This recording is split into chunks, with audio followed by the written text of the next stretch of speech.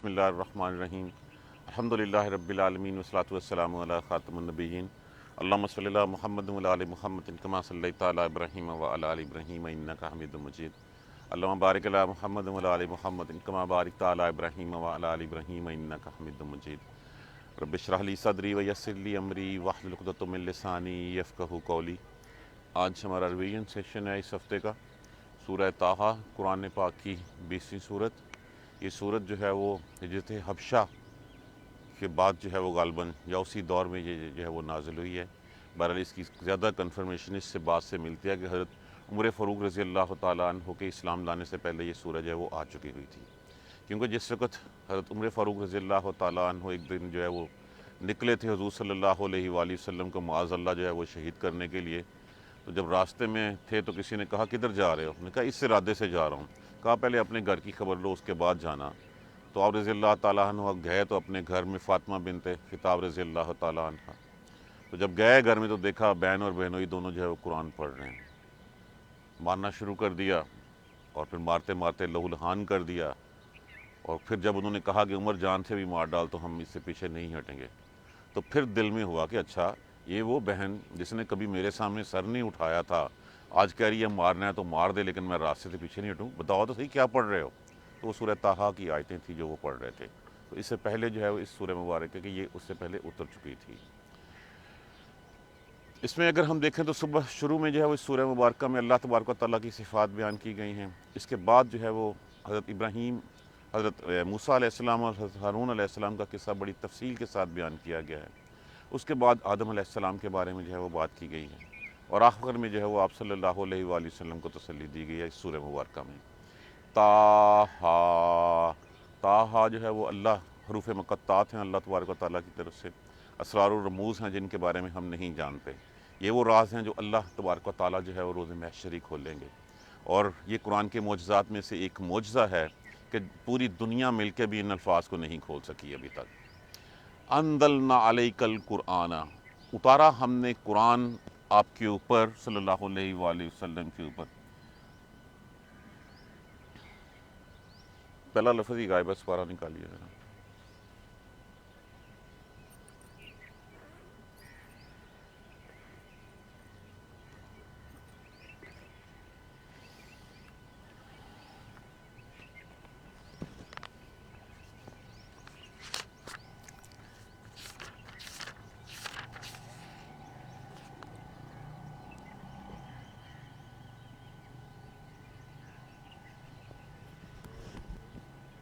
ما انزلنا، نہیں اتارا قرآن ہم نے آپ کے اوپر، لتشقا، تاکہ آپ مشقت میں پڑ جائیں۔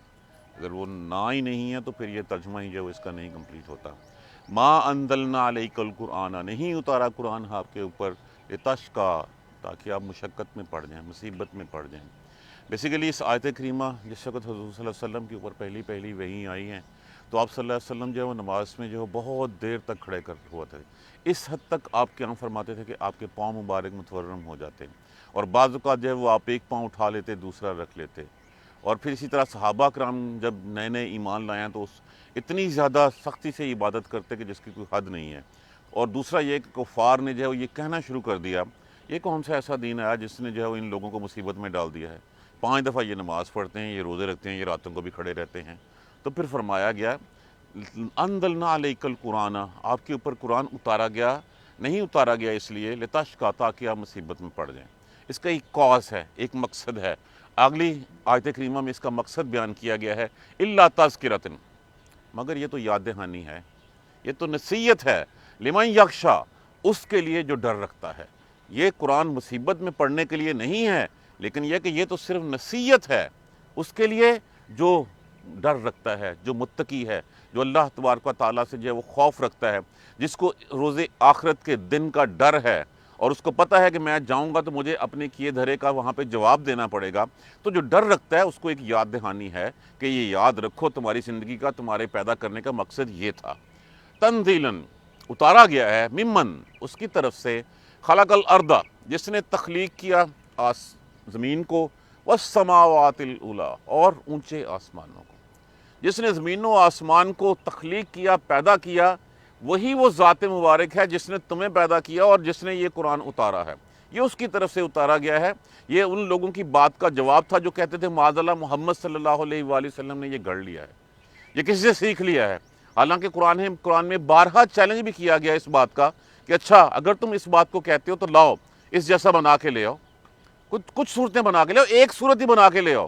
اور وہ چیلنج روز قیامت تک نہیں پورا ہو سکا ان کی طرف سے، اس وقت بھی پورا نہیں ہو سکتا، اب بھی پورا نہیں ہو سکا۔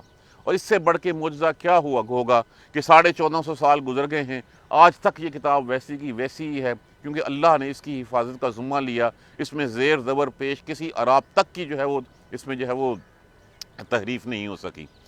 اتارا گیا ہے یہ اللہ کی طرف سے، اس کی طرف سے جس نے تخلیق کیا زمین کو اور اونچے آسمانوں کو۔ اب اونچی آسمانوں کتنے، ایک حدیث میں ہے کہ ایک آسمان سے دوسرے آسمان کی جو فاصلہ ہے وہ تقریباً 500 برس کی مسافت کے اوپر ہے، اور پھر ایک آسمان کی موٹائی بھی اتنی ہے کہ 500 برس کی مسافت کے برابر کی ہے۔ تو یہ جو اونچے آسمانوں کو بنانے والا ہے یہ اس کی طرف سے جو ہے وہ کیا گیا ہے۔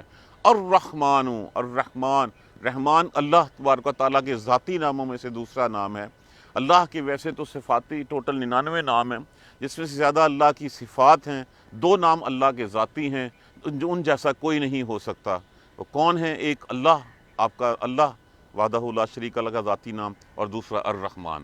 الرحمن علی العرش، عرش پر استوا، براجمان ہوا، قرار پکڑا۔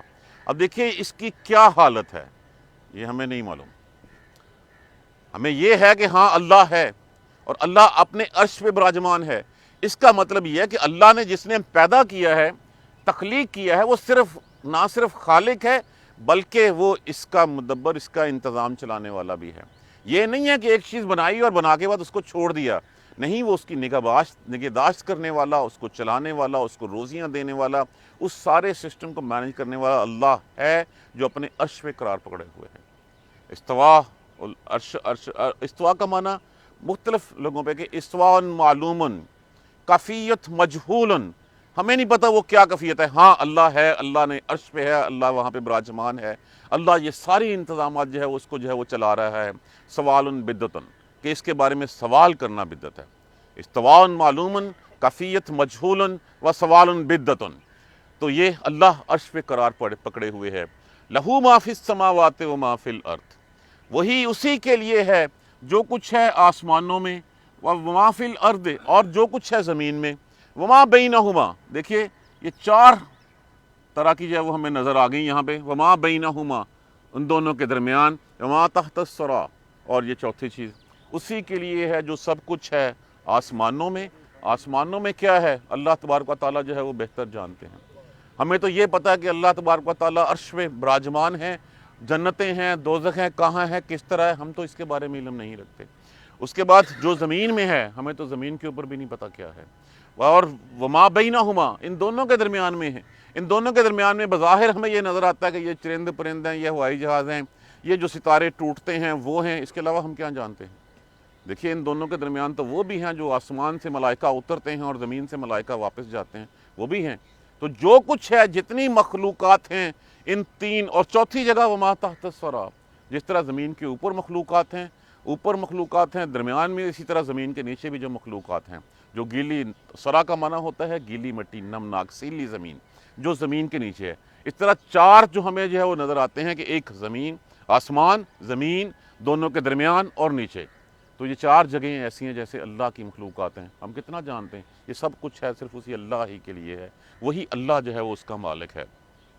وَإِن تَجْهَرْ، اور اگر جہری نماز ہم کہتے ہیں اونچی آواز میں نماز پڑھنی جانے والی، بالقول، اگر تو اونچی آواز میں بات کرے، فَإِنَّهُ، تو بے شک وہ، يَعْلَمُ السِّرَّ، وہ تو جانتا ہے پوشیدہ کو بھی، وَأَخْفَى، اور خفیہ کو بھی۔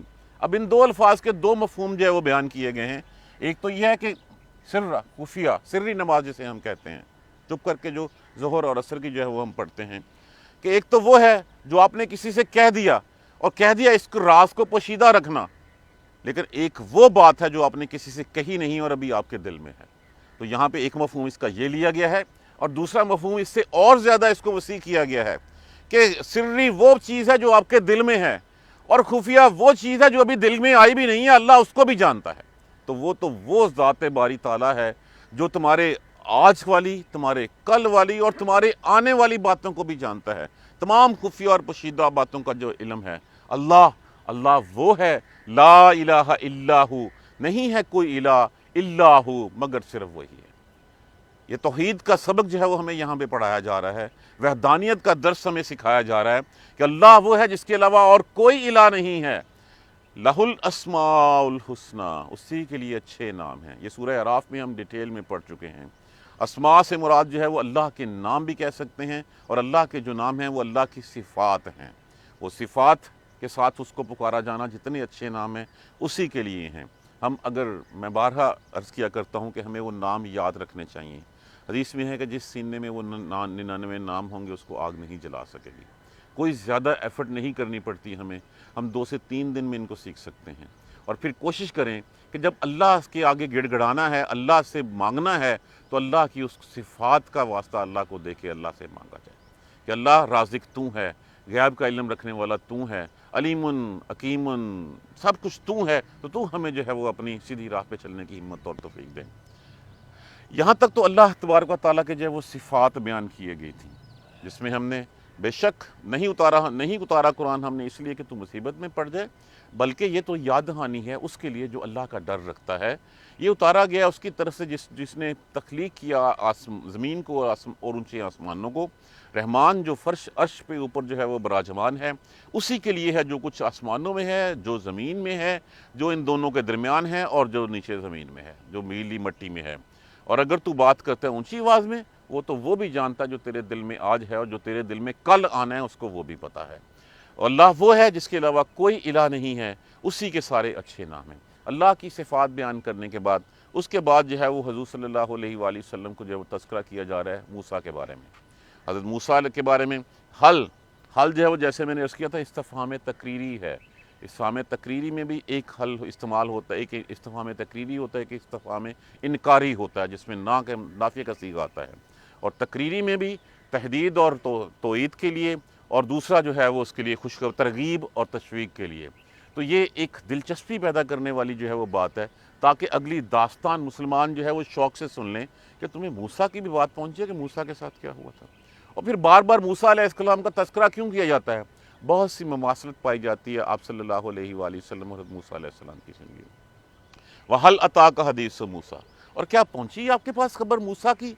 اِذْ رَأَىٰ نَارًا، جب دیکھی اس نے آگ، فَقَالَ، پس کہنے لگا، لِأَهْلِهِ، اپنے اہل خانہ سے، لِأَهْلِهِ امْكُثُوا، اب تم ٹھہرو ادھر ہی، اِنِّي أَنَسْتُ، میں نے محسوس کیا نارا، میں نے آگ، میں نے روشنی محسوس کیا، لعلی آتیکم، تاکہ شاید کہ میں وہ لے آؤں، منہا، اس میں سے، بقبس، قبس کہتے ہیں ایک چنگاری کو، ایک شعلے کو، آگ میں سے ایک انگارہ اٹھا کے دوسری جگہ جو آگ جلائی جاتی ہے وہ قبس کا جو ہے اس کا لفظ استعمال کیا جاتا ہے۔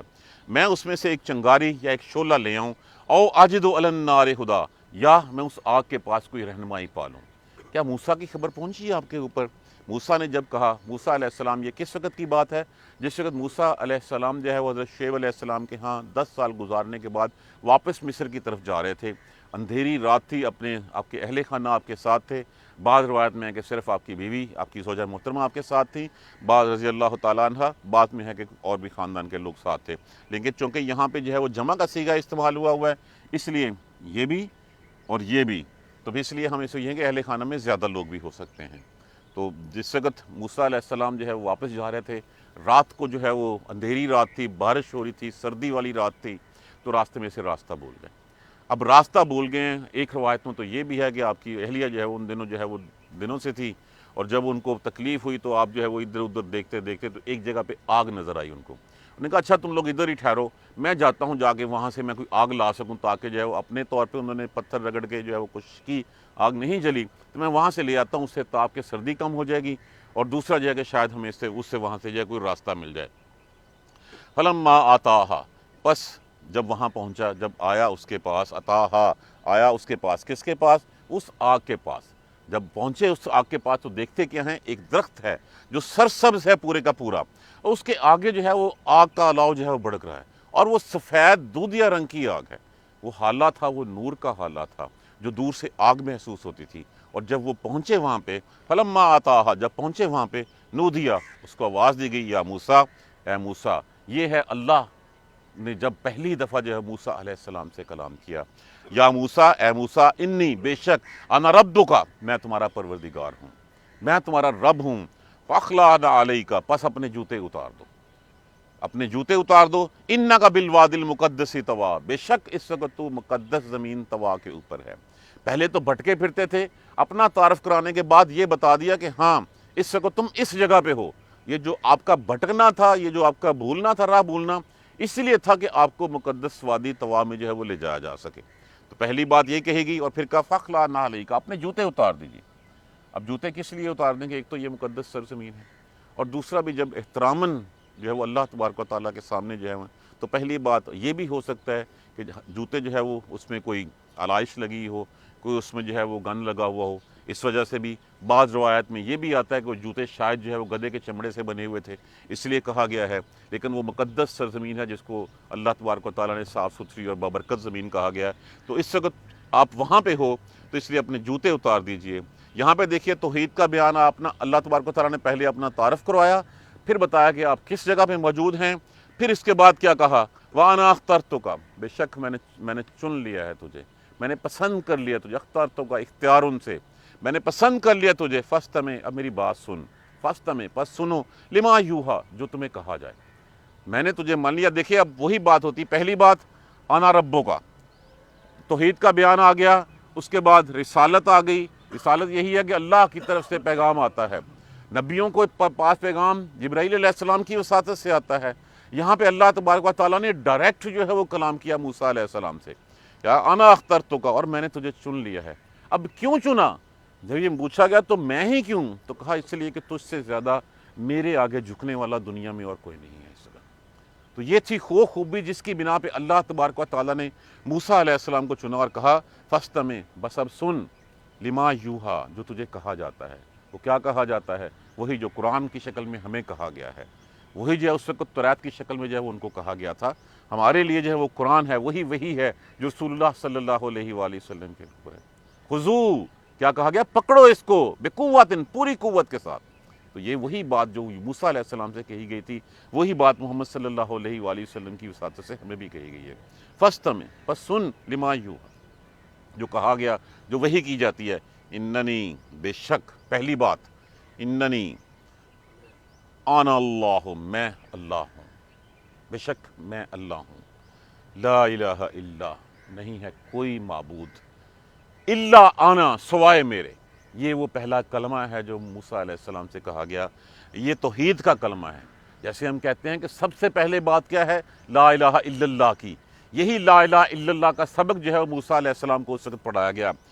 کیا؟ فاستمع لما یوحیٰ، سن جو تجھے کہا جا رہا ہے۔ وہ کیا کہا گیا؟ اننی، بے شک، انا اللہ، میں اللہ ہوں، لا الہ الا، نہیں ہے کوئی اور الہ، کوئی معبود نہیں ہے، الا انا، سوائے میرے۔ جب یہ بات کہے گی ساتھ کا فعبدنی، بس میری ہی عبادت کرو۔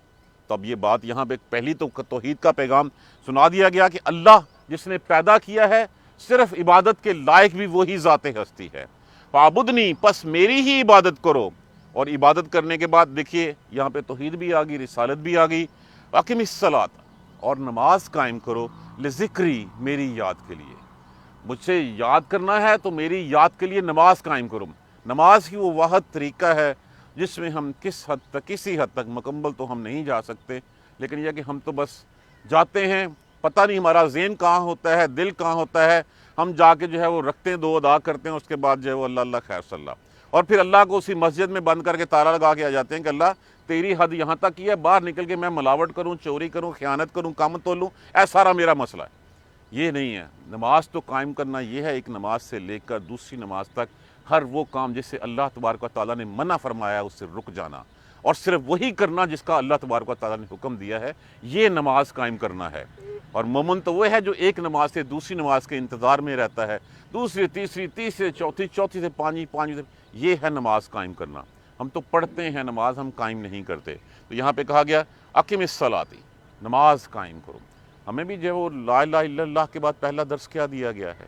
نماز کا قائم دیا ہے۔ وہی نماز جو 700 سے زائد دفعہ قرآن پاک میں تذکرہ فرمایا گیا، مومن اور مشرک میں کافر میں فرق کیا بتایا گیا؟ نماز کا فرق ہے۔ جس نے نماز جان بوجھ کے چھوڑ دی اس نے کفر کیا، اس نے اللہ کا انکار کیا۔ تو میری یاد کے لیے جو ہے وہ نماز قائم کیا کرو، میں نے تمہیں بنایا ہے۔ ان الساعۃ، اب اللہ کو یاد کیوں کرنا ہے؟ اگلی آیت مبارکہ میں اس کی وجہ بھی بتا دی گئی ہے۔ پیدا تمہیں میں نے کیا ہے، میں نے تمہیں جو ہے وہ تمہاری زندگی گزارنے کا راستہ ہی بتا دیا ہے، یاد رکھنا ہے مجھے تو نماز پڑھا کرو، نماز قائم کیا کرو۔ ان الساعۃ آتیۃ، بے شک وہ گھڑی آنے والی ہے۔ وہ کون سی گھڑی آنے والی ہے؟ اور پھر اس کے بارے میں کہا گیا اکادو، میں چاہتا ہوں، میں نے چاہا، اخفیہا، اس کو خفیہ رکھوں، اس کو پوشیدہ رکھوں۔ کس کو؟ اس گھڑی کے آنے کے وقت کو۔ یہ نہیں کہ وہ گھڑی آنی ہے، لیکن اس کے وقت کو جو ہے وہ خفیہ رکھوں، لتجزا، تاکہ جزا دے سکوں، کل نفس بما تسعی، ہر جان کو جو جس کی جو صحیح کی ہوگی، جس نے جو اعمال کیے ہوں گے۔ فَمَن يَعْمَلْ مِثْقَالَ ذَرَّةٍ خَيْرٍ يَرَهُ وَمَن يَعْمَلْ مِثْقَالَ ذَرَّةٍ شَرٍّ يَرَهُ، جس نے ذرا برابر نیکی کی ہوگی وہ بھی وہاں پہ دیکھ لے گا، جس نے ذرا برابر برائی کی ہوگی وہ بھی وہاں پہ دیکھ لے گا۔ ہم کسی کو گزرتے ہوئے اگر سمائل دے کے مسکراہٹ سے سلام کر کے گزر جائیں گے، یہ نیکی بھی وہاں پہ لکھی جا چکی ہوگی۔ کسی کو دیکھ کے ہماری ماتھے کے اوپر سلوٹیں پڑ جائیں گی، ہم ناگواری سے دیکھیں گے اور منہ دوسرے سے، یہ بھی لکھا جائے گا وہاں کے اوپر۔ چلتے چلتے پاؤں سے جو ہے وہ کوئی پتھر سائڈ پہ کر دیا، یہ بھی لکھا جائے گا۔ کسی کی راہ سے کانٹے بھی اتار دیے، یہ ناممکن ہے کہ کوئی ایسی چیز رہ جائے وہاں پہ۔ وہ کیا تھا سورہ اس میں مریم میں پڑھا تھا ہم نے یا سورہ کہف میں پڑھا تھا کہ یہ کیسی بات ہے کہ یہ کیسا میرے پاس میرا حساب آ گیا ہے کہ اس نے کوئی چھیڑی کچھ جو ہے لا یغادر فی صغیرۃ و کبیرہ، کہ اس نے کوئی چھوٹی بڑی چیز چھوڑی ہی نہیں ہے، ہر چیز اس میں درج ہے۔ تو میں بے شک وہ گھڑی قیامت آنے والی ہے، میں نے اسے خفیہ رکھا۔ یہ تو تھا کہ اللہ تبارک و تعالیٰ کے ہوتا تو میں اس کو اپنے آپ سے بھی خفیہ رکھتا، لیکن اللہ تبارک و تعالیٰ کے ہاں سے تو کوئی چیز جو ہے خفیہ رہ نہیں سکتی۔ تو لوگوں سے خفیہ اس لیے رکھا گیا کہ اگر بتا دیا جاتا کہ 21 جولائی کو اتنے بجے اتنے ٹائم پہ آئے گی تو پھر جو ہے وہ تو امتحان نہ رہتا۔ تو یہ تو امتحان ہے کہ کسی وقت بھی وہ گھڑی آ سکتی ہے۔ کسی نے پوچھا نا کہ قیامت کے لیے کیا تیاری کی ہے، اس نے کہا قیامت کب آنی ہے؟ اس نے کہا کل بھی آ سکتی ہے۔ تو انہوں نے کہا پھر آج سے تیاری کرو اس کی۔ تو یہی تیاری ہے۔ ایک جسی طرح حضور صلی اللہ علیہ وآلہ وسلم سے کسی صحابی نے پوچھا یا رسول اللہ قیامت کب آئے گی؟ آپ صلی اللہ علیہ وسلم نے پوچھا یہ بتا تو نے تیاری کیا کی ہے، تیری تیاری کیا ہے اس کی؟ صرف پوچھنے سے یا اس کے ٹائم کے اندازے لگا لینے سے نہیں، ہماری زندگیوں میں کیا ہے، کل بھی آ سکتی ہے۔ جب کل بھی آ سکتی ہے تو پھر ہم تیار کتنا ہے اس گھڑی کے لیے؟ دیکھیں یہ ضروری نہیں ہے کہ وہ قیامت ہی آئے گی تو ہم اس وقت زندہ ہوں گے۔ ہمارے لیے تو وہی لمحہ قیامت ہے جس وقت ملک الموت نے آنا ہے اور آگے لے جانا ہے۔ اسی وقت پتہ چل جائے گا کہ اچھے لباس لے کے آیا ہے اور ہمیں جو ہے وہ اپنی عزت و احترام کے ساتھ لے کے جا رہا ہے یا مارتے پیٹتے لے کے جا رہا ہے۔ بات تو وہیں ختم ہو جائے گی، وہی ہماری مستقبل کی راہیں جو ہے وہ ہمیں بتا دے گا کہ کیا ہونا ہے۔ تو وہ گھڑی آنے والی ہے جس کو میں خفیہ رکھتا تھا، کس لیے؟ لتجزا، تاکہ اس دن میں جزا دوں، اس دن میں بدلہ دوں، کل نفس، ہر کسی شخص کو، ہر جان کو، بما تسعی، جس نے جو صحیح کی ہوگی، جس نے جو کوشش کی ہوگی، اس کوشش کا صلہ میں اس کو دوں۔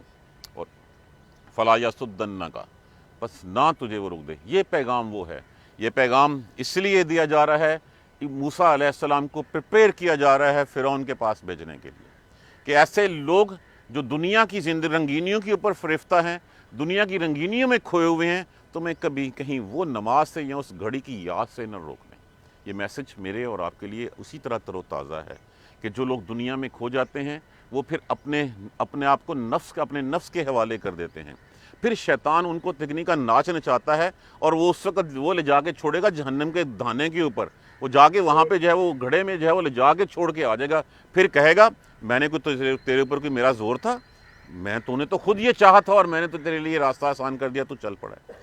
فلا یصدنک، پس نہ تجھے روک دے، انہا، اس سے۔ کس سے؟ دو باتیں کہی گئی ہیں، ایک اس میں ہے نماز سے، میری یاد سے تجھے نہ کوئی روک دے، کیونکہ میری یاد سے تجھے وہی روکے گا جب میں نے کہہ دیا ان الساعۃ آتیۃ، کہ وہ گھڑی آنے والی ہے، تو اس گھڑی سے وہی روکے گا جو اس گھڑی کے اوپر ایمان نہیں رکھتا۔ اب توحید بھی آ گئی، رسالت بھی آ گئی، اور اسلام کا جو تیسری بات ہے جو قرآن پاک جس میں ہے وہ ہے آخرت۔ توحید، رسالت، آخرت، یہ تین چیزیں ہیں، اگر ہمارا ان میں سے کسی ایک کے اوپر ایمان نہیں ہے تو ہمارا ایمان نامکمل ہے۔ تو یہاں پہ اس تیسری بات کا بھی تذکرہ کر دیا گیا، آخرت کا، کہ ولا یصدنک، واپس نہ تجھے روک دے انہا اس سے، اس گھڑی کی یاد سے یا اس نماز سے یا میری یاد سے۔ میری یاد کا طریقہ کیا ہے؟ نماز بتا دیا گیا۔ من لا یؤمن بہا، جو اس کے اوپر ایمان نہیں رکھتا، جو یہ کہتا ہے کفار مسرت کے مشرکین جو تھے، مشرکین مکہ، وہ آخرت کے بارے میں جو ہے وہ نہیں رکھتے تھے، وہ یہی کہتے تھے اچھا اگر آخرت ہوئی گئی تو دیکھی جائے گی، اللہ نے سانو ایتھے بہت دیتا، اللہ سانو اتھے بھی دے دے گا۔ تو یہ نہیں سمجھتے تھے کہ وہ ایک مہلت ہے، وہ دنیا کی رنگینیوں میں جو کھوئے ہوئے ہیں، جو اس کے اوپر ایمان نہیں رکھتے، واتبع ہواہ، اور وہ پیروی کرتے ہیں کس کی؟ اپنی خواہشات کی پیروی کرتے ہیں، اپنے نفس کے پیچھے چلتے ہیں۔ اگر تو نے ایسا کر لیا فتردہ، پس تو ہلاک ہو گیا۔ یہ سیدھا سیدھا میسج ہے کہ اگر تو اس شخص کے پیچھے چلا جو شخص اپنی خواہشات کی پیروی کرتا ہے اور وہ ایمان نہیں رکھتا روز آخرت کے اوپر، اس کا مطلب ہے کہ تو پھر اس کے پیچھے چل کے تو نے اپنے آپ کو بھی تباہ کر لیا۔ پس تو تردہ، ردا، ردی نہیں ہوتا ختم ہو جانا، ہلاک ہو جانا، گڑھے میں گر جانا، بس تو تباہ ہو گیا اور تم ختم ہو گیا۔ دیکھیں یہ آغاز ہے، یہ اسی سے آگے جو ہے وہ پھر موسیٰ علیہ السلام کا قصہ جو ہے وہ اور چلتا جا رہا ہے۔ رسالت کا پہلے توحید کا، اللہ کے صفات کا، اللہ نے اپنے اوصاف بیان کر دیے، اس کے بعد موسیٰ علیہ السلام کا قصہ جو ہے وہ سامنے رکھ دیا۔ انشاءاللہ ہم اسی سلسلے کو آگے بڑھائیں گے۔ اگلے 3 دن میں نہیں ہوں، انشاءاللہ منگل سے ہم دوبارہ کلاس کریں گے۔ جزاک اللہ خیر۔ سبحانک اللہم و بحمدک، اشہد ان لا الہ الا انت، استغفرک و اتوب الیک۔ دعا کیجیے اللہ تبارک و تعالی ہمیں قرآن سمجھ کر پڑھنے اور اس پر عمل کرنے کی ہمت اور توفیق دے۔ اعوذ باللہ من الشیطان الرجیم، بسم اللہ الرحمن الرحیم، الحمدللہ رب العالمین، الحمدللہ رب العالمین، الحمدللہ رب العالمین۔ اللہم صلی علی محمد و علی آل محمد کما صلیت علی ابراہیم و علی آل ابراہیم انک حمید مجید۔ اللہم بارک علی محمد و علی آل محمد کما بارکت علی ابراہیم و علی آل ابراہیم انک حمید مجید۔ ربنا لا تؤاخذنا ان نسینا و اخطانا، ربنا ولا تحمل علینا اصرا کما حملتہ علی الذین من قبلنا، ربنا ولا تحملنا ما لا طاقة لنا به واعف عنا واغفر لنا وارحمنا انت مولانا فانصرنا على القوم الكافرين۔ ربنا لا تزغ قلوبنا بعد إذ هديتنا وهب لنا من لدنك رحمة إنك أنت الوهاب، رب اغفر وارحم وأنت خير الراحمين۔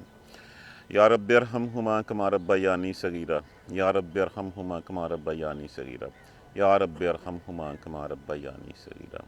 اللہم اغفر لنا وارحمنا، اللہم اغفر لنا وارحمنا، اللہم اغفر لنا وارحمنا۔ اللہم اہدنا الصراط المستقیم، اللہم اہدنا الصراط المستقیم، اللہم اہدنا الصراط المستقیم۔ لا الہ الا انت سبحانک انی کنت من الظالمین۔ ربنا تقبل منا انک انت السمیع العلیم وتب علینا انک انت التواب الرحیم، والحمد للہ رب العالمین، آمین یا رب۔